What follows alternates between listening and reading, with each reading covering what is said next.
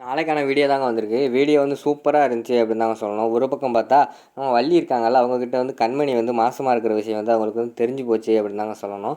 இன்னொரு பக்கம் பார்த்தா, நம்ம மாறன் இருக்கார்ல, மாறன் வந்து அந்த நகையை கொண்டு போனதெல்லாம் பிடிச்சிட்டாங்க அப்படின்னு தாங்க சொல்லணும். அதெல்லாம் பார்க்குறதுக்கு நம்ம சேனலை மட்டும் மறக்காமல் லைக் அண்ட் சப்ஸ்கிரைப் மட்டும் பண்ணிடுங்க. ஃபஸ்ட்டு எடுத்தோடனே கண்மணி வந்து ஆட்டோவில் போய்கிட்டு இருக்காங்கல்ல, பின்னாடியே வந்து நம்ம இவங்க இருக்காங்கல்ல, வீரா வந்து ஃபாலோ பண்ணி போய்கிட்டு இருக்கிற மாதிரியே காட்டிக்கிட்டு இருக்காங்க. ஆட்டோ நேராக வந்து ஒரு இடத்துக்கு போகுது, அதாவது ஒரு கோயிலுக்கு போகுது. கோயிலுக்கு போனோன்னே இவ எதுக்கு கோயிலுக்கு வந்தா, மாமாவை பார்க்க போகிறேன்னு சொல்லிட்டு என்ன கோயிலுக்கு வந்திருக்கா அப்படின்னு சொல்லிட்டு பின்னாடியே இறங்கி வந்து வீரா வராங்க. அவங்க வந்து ஃபாலோ பண்ணிகிட்டே போய்கிட்டு இருக்காங்க. உள்ள ஒரு இடத்துக்கு போனோடனே கண்மணி வந்து நின்றுறாங்க. நின்றுட்டு அவனுக்கு வந்து கால் பண்ணுறாங்க. நீ சொன்ன இடத்துக்கு வந்து நான் வந்துட்டேன், இப்போ நான் என்ன பண்ணணும் அப்படிங்கிற மாதிரி வந்து கேட்குறாங்க. உனக்கு பின்னாடியே ஒரு சாமி இருக்கா, அந்த சாமிக்கு பக்கத்தில் ஒரு தூண்கல் இருக்குது, அந்த தூண்கல்ல அந்த பையை வச்சிரு அப்படிங்கிற மாதிரி சொல்கிறாங்க.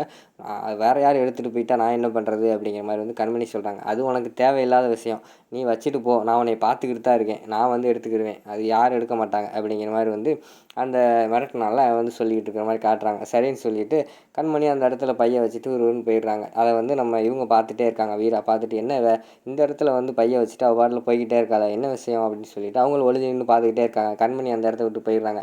பின்னாடியே அந்த மிரட்டினால வந்து அந்த பையை எடுத்துகிட்டு போகிற மாதிரி காட்டுறாங்க. இவன் எதுக்கு பையை எடுத்துகிட்டு போகிறான் அப்படின்னு சொல்லிட்டு வீரா வந்து போய் அந்த பையை பிடிச்சி பிடுங்குறாங்க. அது எங்கள் வீட்டு பையில, பையை குடுறா அப்படிங்கிற மாதிரி சொல்லிட்டு பிடுங்குறாங்க.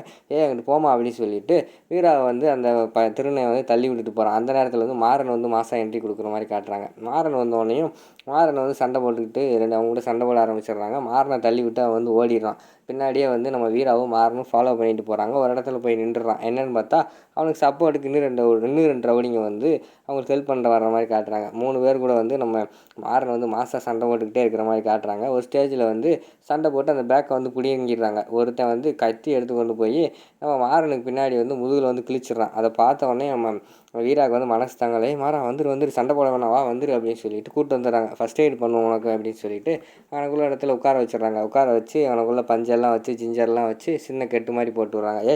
அதெல்லாம் விடு, இப்போ எதுக்கு இந்த பையன் நீ இங்கே எடுத்துகிட்டு வந்த, அந்த பையில் அப்படி என்ன இருக்குது அதை பாரு முதல்ல அப்படிங்கிற மாதிரி வந்து நம்ம வீரா கிட்ட வந்து நம்ம மாறன்னு சொல்கிறாங்க. சரின்னு சொல்லிட்டு வீரா திறந்து பார்த்தா உள்ள பாக்ஸில் பூரா நகையாக இருக்குது. ஐயோ நகை எடுத்துகிட்டு எதுக்கு அக்கா வந்தா அப்படின்னு சொல்லிட்டு அவங்க தகச்சு நிற்காங்க. நம்ம மாறன் வந்து விடுற மாதிரி இல்லை, கேள்வியாக கேட்டுக்கிட்டு இருக்காங்க.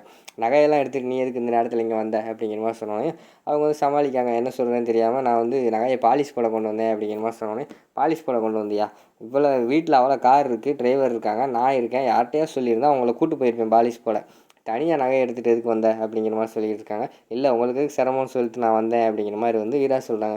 சரி நகையை பாலிஷ் போட போனால் நேரம் வந்து நீ பாலிஷ் போட போக வேண்டியதானே, எதுக்கு கோயிலுக்கு வந்தேன் அப்படிங்கிற மாதிரி மாறன் வந்து கேட்குறாங்க. அதுக்கு வந்து வீரா வந்து சொல்கிறாங்க, இங்கே பக்கத்துலாம் பாலிஷ் போடுற இடம் இருக்குது, அதனால தான் நான் வந்து சாமி கும்பிட்டு போகலான்னு சொல்லிட்டு வந்தேன் அப்படிங்கிற மாதிரி சொல்லி சமாளிச்சிடுறாங்க.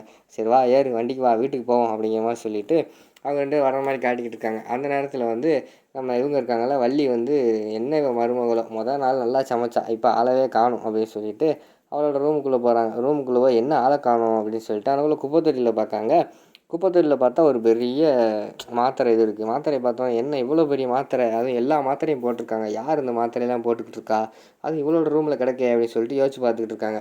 ஃப்ளாஷ்பேக் காட்டுறாங்க. ஒரு நேரத்தில் வந்து இவங்க நைட்டு வந்து மாத்திரையை போட்டதை வந்து நம்ம வள்ளி வந்து பார்த்த மாதிரி காட்டுறாங்க. ஓ கண்மணி தான் மாத்திரையை போட்டுக்கிட்டு இருக்கான், ஆனால் எதுக்கு இந்த மாத்திரை டெய்லி போட்டுக்கிட்டு இருக்கான்னு தெரியலையே, இது என்னென்னு கண்டுபிடிப்போம் அப்படின்னு சொல்லிட்டு அதை எடுத்துகிட்டு நேராக மெடிக்கல் கடைக்கு போகிறாங்க. மெடிக்கலில் போனவுடனே அவர் வந்து கேட்காரு, என்ன மாத்திரமா வேணும் அப்படிங்கிற மாதிரி கேட்டவுடனே, எனக்கு மாத்திரை வேண்டாம், நீங்கள் படிச்சிருக்கீங்களா அப்படிங்கிற மாதிரி கேட்டவுடனே அவர் வந்து டென்ஷன் ஆகிடுறாரு.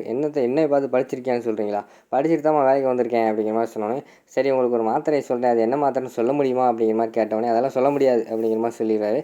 என் தம்பி மாதிரில ப்ளீஸ் சொல்லியா அப்படிங்கிற மாதிரி சொல்லி கெஞ்சி கேட்காங்க. சரி கொடுங்க அப்படின்னு சொல்லிவிட்டு அந்த மாத்திரையை பார்த்துட்டு, இது வந்து மாதமாக இருக்கிறவங்க ரெகுலராக போகிற டேப்லெட் அப்படிங்கிற மாதிரி சொன்னோன்னே, ஓ அப்படியா ரொம்ப தேங்க்ஸ்மா அப்படின்னு சொல்லிட்டு விறுவிறுன்னு அந்த டேப்லெட் வாங்கிட்டு வந்து யோசிச்சுக்கிட்டு இருக்காங்க நம்ம வள்ளி. என்ன மாசமாக இருக்கிறவ இந்த டேப்லெட் போடுவாங்களா, அவள் மாசமாக இல்லையே, ஆனால் எதுக்கு இந்த டேப்லெட் போட்டுக்கிட்டு இருக்கா, ஏதோ விஷயம் இருக்குது, இதை போய் முதல்ல கண்டுபிடிப்போம் அப்படின்னு சொல்லிட்டு அவங்க டேப்லெட் வாங்கிட்டு வீட்டுக்கு வர மாதிரி காட்டிக்கிட்டு இருக்காங்க. வீட்டில் பார்த்தா ராகவன் வந்து வாசலில் நின்றுக்கிட்டு இருக்காரு. எங்கே போன கண்மணி அப்படிங்கிற மாதிரி கேட்காங்க. அவங்க வந்து நான் ஃப்ரெண்டை பார்க்க போனேன் அப்படின்னு சொல்லிட்டு போய் சொல்லிடுறாங்க. சரி ஃப்ரெண்டை பார்த்துட்டியா, என்னை கூட்டு போயிருக்கலாம்ல, தனியாக அதுக்கு போகிற, சரி வா நான் பேங்க் தான் போகிறேன், என் கூட வா அப்படிங்கிற மாதிரி சொல்கிறாங்க. சரிங்க வாரேன் அப்படிங்கிற மாதிரி வந்து நம்ம இவங்க சொல்கிறாங்க, கண்மணி சொல்கிறாங்க. சரி பேங்க் தானே போகிறோம், நமக்கு லாக்கர் அங்கே ஃப்ரீயாக தான் இருக்குது, உன்னோட நகையெல்லாம் எடுத்துகிட்டு வா, நம்ம குடும்பத்தோட நகையெல்லாம் லாக்கரில் தான் இருக்குது, அதோட சேர்த்து உன் நகையும் வச்சுருவோம் அப்படிங்கிற மாதிரி சொல்கிறாங்க. எதுக்கு அதுக்குள்ளே அவசரம், இப்போ தானே கல்யாணம் முடிச்சு வீட்டில் இருக்கட்டும் அப்படிங்கிற மாதிரி சொல்லி சமாளித்து பார்க்காங்க. அவர் கேட்குற மாதிரி இல்லை.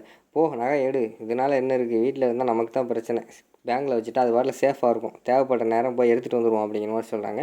சரின்னு சொல்லிவிட்டு அவங்களும் பயந்துக்கிட்டே போய் லாக்கரை போய் திறந்து பார்க்காங்க. திறந்து பார்த்தா அங்கே நகை இருக்குது. அதை பார்த்தோன்னே பயங்கரமாக ஷாக் ஆகிடுறாங்க. ராகவன் வந்து சரி சரி நகை எடுத்துட்டேல, கிளம்பி சீக்கிரமாவா, நான் கீழே இருக்கேன் அப்படின்னு சொல்லிட்டு போயிடுறாரு. அந்த இடத்துக்கு வந்து நம்ம வீரா வராங்க. வீரா வந்தோடனே என்ன கண்மணி, எப்படி என்ன நகை எப்படி வந்துச்சுன்னு பார்த்துக்கிட்டு இருக்கியா அப்படிங்கிற மாதிரி அப்படின்னு கேட்டோடனே அவங்களுக்கு பயங்கரமான ஷாக் ஆயிடுது. நீ எதுக்கு என்னை தேடி பின்னாடியே வந்த, நீ வரக்கூடாதுல்ல அப்படிங்கிற மாதிரி சொல்கிறாங்க. ஆமாம் எங்கள் அக்கா, நீ எங்கே போகிற எதுக்கு போகிறேன்னு எனக்கு தெரியணும், அது நீ இந்த நகையை எதுக்கு கொண்டு போனேன் அப்படிங்கிற மாதிரி சொன்னாங்க. ஐயோ நீ வேறு நகையை கொண்டு வந்துட்டியா, அவன் என்ன செய்ய போகிறானோ அப்படிங்கிற மாதிரி சொல்லிவிட்டு அந்த இடத்துல கண்மணி வந்து ஃபீல் பண்ணுற மாதிரி காட்டிக்கிட்டு இருக்காங்க. எதுக்கு நீ ஃபீல் பண்ணுற, இப்போ உனக்கு என்ன பிரச்சனை அப்படிங்கிற மாதிரி அவங்களும் விடாமல் கேட்டுக்கிட்டே இருக்கிற மாதிரி காட்டிக்கிட்டு இருக்காங்க. கண்மணி வந்து என்ன சொல்கிறதுன்னு தெரியாமல் தகச்சு போய் நின்றுக்கிட்டு இருக்கிற மாதிரி காட்டிக்கிட்டு இருக்காங்க. அதோட பார்த்தீங்கன்னா இந்த எபிசோடை வந்து முடிச்சிடுறாங்க.